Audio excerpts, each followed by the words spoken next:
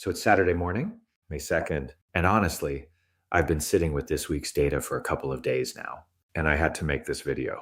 Welcome back to Inside Track. If you're new here, go back and watch the previous 4 videos first. Links are in the description. And subscribe, because what's coming next is the part everyone's been waiting for. This week told one story, stagflation. PC came in hot. GDP slowing. The Fed's most divided vote since 1992. Japan selling dollars to defend the yen. That's not noise. That's a pattern. And when central banks are trapped and inflation runs hot, history is pretty clear. Hard assets win. Gold, silver, energy infrastructure, not speculation. That's what the data shows every time this combination appears. So what do you actually do with it? 2 scenarios. Strait stays closed, or resolution comes. Your portfolio looks different in each one. If the strait stays closed, gold, silver, and energy infrastructure hold. They win on inflation regardless of what happens at the negotiating table. Now, I want to be honest about copper. I love the copper thesis.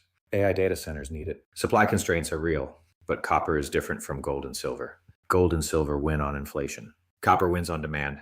And if growth slows enough, demand gets hit. Watch the ISM manufacturing number this week. Above 50, copper holds. 2 consecutive months below 50, that's a signal to reassess your exposure. For now, copper stays, but keep one eye on it.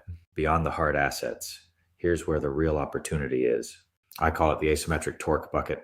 Bitcoin, the only major asset on tokenized rails that isn't a liability, isn't yield controlled, isn't tied to US debt dynamics. Banks are developing tokenization platforms for capital markets right now. The Genius Act formalizes stablecoin oversight and on-chain USD settlement.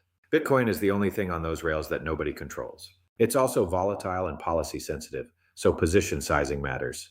But as a non-liability asset in a world of policy-dependent dollar instruments, it occupies a unique space. Then there's AI infrastructure. Over $600 billion in confirmed hyperscaler capex this week alone. One company manufactures nearly all of the world's leading-edge AI compute, regardless of who wins the AI race. The irreplaceable bottleneck of the entire build-out. And the most underpriced hyperscaler winner, building custom silicon for the 2 largest AI spenders on the planet, reports earnings at the end of May. The market still models it like a legacy semiconductor company. It isn't. If resolution comes, begin reducing energy infrastructure exposure. That's your biggest resolution risk. Hold Bitcoin. The debasement thesis survives resolution. War still has to manage $36 trillion in debt. Hold AI infrastructure. Resolution is risk on. Semis rally, add agricultural exposure. Fertilizer margins recover as energy normalizes. The single most important event to watch, Warsh confirmation. When Warsh is confirmed, markets will likely begin pricing and yield curve control expectations. That's phase 2 beginning. Dollar debasement accelerating.